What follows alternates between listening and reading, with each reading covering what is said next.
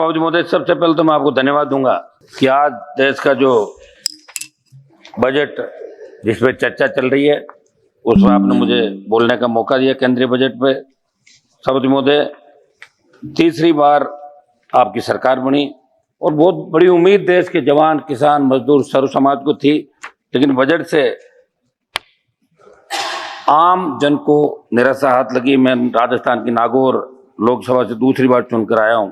आपको 14 और 19 के अंदर राजस्थान से 25 सीट दी सभापति महोदय और बहुत बड़ी उम्मीद राजस्थान को थी, लेकिन राजस्थान सहित तमाम वर्गों को इस बजट से, जो मैं पिछले 2 दिन से चर्चा सुन रहा था, और उसके अंदर पक्ष बड़ा चढ़ा के बात कर रहा था, विपक्ष इस बात को कोस रहा था। हमें बिहार, आंध्रा को अगर विशेष पैकेज दिया उससे हमें कोई एतराज नहीं है, वो भी हमारे भाई हैं, लेकिन हम सबको जो पिछली 14 के अंदर आपको लाए, 19 के अंदर लाए, अब भी आपके जो साथ हैं उन लोगों का भी विशेष ध्यान रखना चाहिए। सौतेला व्यवहार देश के अन्य राज्यों के साथ नहीं होना चाहिए था। सभापति महोदय, प्रधानमंत्री जी को मैं कहना चाहता था, एक आपके हमारे राजस्थान स्टेट जहाँ के मुख्यमंत्री जी है, उन्होंने ट्वीट किया जब बजट यहाँ पे आया, तो मुख्यमंत्री जी ने ट्वीट किया, Patna Purnia express way, Buxar Bhagalpur express way, बोध गया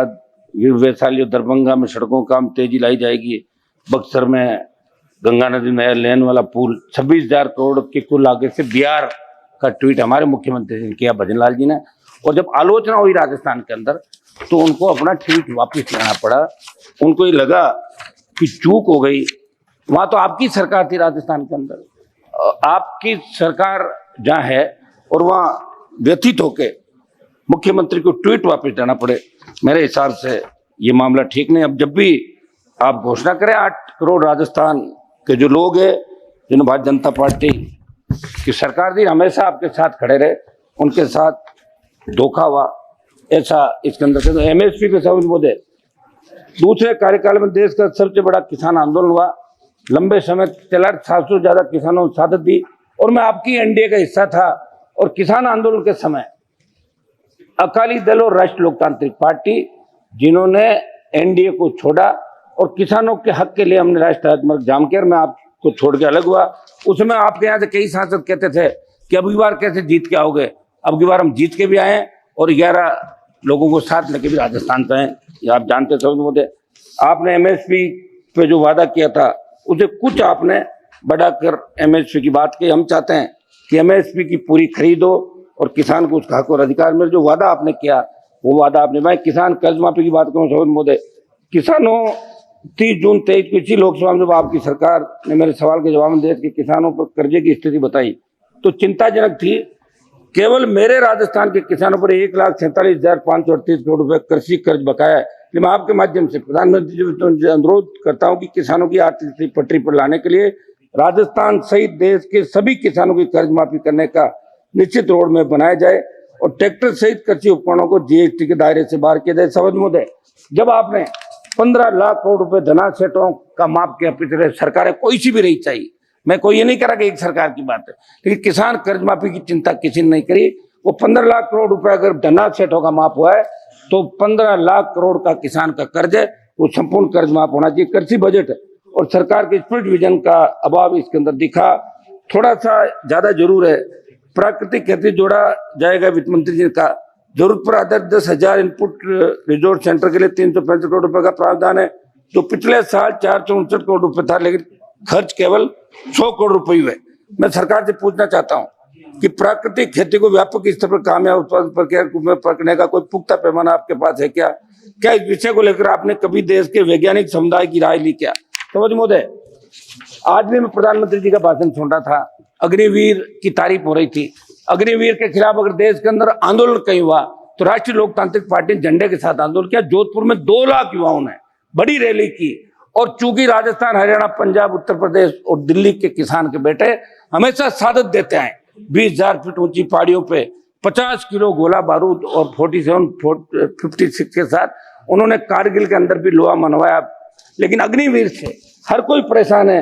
पंजाब के अंदर जब 2 अग्निवीर शहीद हुए और उनकी पार्थिव एम्बुलेंस के अंदर वहां आई तो लोग अचंभित हो गए, कौन आया कौन नहीं आया। उनकी न कोई पेंशन की व्यवस्था, न उनकी शहीद का दर्जा देने की बात। सभापति महोदय, मैं चाहूंगा कि प्रधानमंत्री जी एक मिनट सभापति महोदय, प्रधानमंत्री जी बड़ा मंदिर के हरियाणा का चुनाव भी आ गए और राज्यों के चुनाव, आपके कई जो कैंडिडेट हारे थे बीजेपी को, उन्होंने कहा था कि अग्निवीर की वजह से हमारे अग्निवीर योजना को बंद किया जाए। सभापति महोदय, मैं मेरे 2-3 महत्वपूर्ण मामले में रख के जल्दी मेरी बात समाप्त करूंगा। अग्निवीर, हम कोई आपकी योजना का विरोध इसलिए करें कि देश का जवान इसका विरोध कर रहा है। सेना का सम्मान कैसे हो, किस तरह लोग शहीद होने के लिए जाते थे, रोज हम पढ़ते हैं, लेकिन अब लोग सेना में जाने से कतराने लगे। मेरी मांग है कि अग्निवीर समाप्त करके पूर्व की भांति सेना भर्ती ले लिया। सभापति महोदय, मेरी ये कौशल विकास और बेरोजगारी की जो बात की, 20 लाख युवाओं को कौशल विकास प्रावधान की बात की, ये झुंझुना तो आपने पकड़ा दिया, लेकिन इसमें जो केंद्रीय नौकरियों में जो हमारे पद खाली है उनको भरने के लिए आप आदेश करें। स्किल डेवलपमेंट की आपने बात की, तो हरियाणा के बाद राजस्थान की बेरोजगारी दर सबसे अधिक है, इसलिए इसमें मेरा सुझाव है कि केवल स्किल देने से हम रोजगार नहीं दे सकते, हमें यह भी देखना होगा क्या समय के साथ कोर्स में बदलाव आया नहीं, क्या जो ट्रेनिंग सेंटर चल रहे हैं जो केवल सब्सिडी या सरकारी सहायता लेने तो नहीं चल रहे। सभापति महोदय, मैं एक समाप्त कीजिए, 1-1.5 मिनट में मेरी बात समाप्त करूं। एनडीए की 1-1.5 मिनट सर, एनडीए की सरकार 14 मई तब क्रूड ऑयल का क्या भाव था और आज क्या है? क्रूड ऑयल सस्ता हुआ, बावजूद इसके पेट्रोल डीजल की कीमत आसमान छू रही है। और महोदय, पेट्रोल डीजल की बढ़ती दरों का प्रत्यक्ष असर महंगाई पर पड़ रहा है। आज हालात क्या है महंगाई तरफ, लेकिन आपने बजट में माध्यम निर्धन वर्ग के महिलाओं की तरफ ध्यान नहीं दिया, कमर तोड़ दी। मैं चाहता हूं पेट्रोल डीजल की कीमतें कम हो। मैं राजस्थान पे आ रहा हूं, मेरे राजस्थान राज्य को जिस तरह आपने बिहार और आंध्रा को विशेष पैकेज दिया, महोदय राजस्थान राज्य के अंदर भी विशेष राज्य का दर्जा, जिसमें मापदंड होते हैं, जहां चंबल के बीड़, अरावली की लंबी पर्वतमाला, विशाल रेगिस्तान और ट्राइबल बेल्ट है, इन तमाम स्थानों में विपरीत हालातों में राजस्थान के लोग रहते हैं। आजादी के 10 बाद गांव ढाणियों में शुद्ध पीने का पानी नहीं। आपने पढ़ा होगा कि 20-20 किलोमीटर पैदल मटका सर पे रख के और जिस तरह महिलाएं पानी लाती थी, पानी के संचय, आज भी हम टांकों के अंदर बरसात का पानी इकट्ठा करते हैं। आजादी के 75 साल बाद भी आज बड़े विकट हालात राजस्थान के अंदर है। ट्राइबल बेल्ट में कुपोषण से 12 के अंदर 1 मिनट सब भूख से मौतें हुई। गांव के अंतिम छोर पर बैठे व्यक्ति को स्वास्थ्य सेवाओं से बुनियादी सुविधाओं का लाभ नहीं मिल पाता है। मैं आपसे मांग करता हूं कि राजस्थान को विशेष राज्य का दर्जा दे। दर्जा नहीं दे पा रहे हो आप, तो विशेष पैकेज राजस्थान को दें, ये मेरी मांग है। सभापति महोदय, ईआरसीपी पे लास्ट मेरी कंक्लूड कर रहा हूं। सभापति महोदय, ईआरसीपी को आपने राष्ट्रीय परियोजना घोषित किया, जो हमारे ये आपके ईस्टर्न के जिले हैं, भारत सरकार इसे राष्ट्रीय महत्व की परियोजना का दर्जा दे।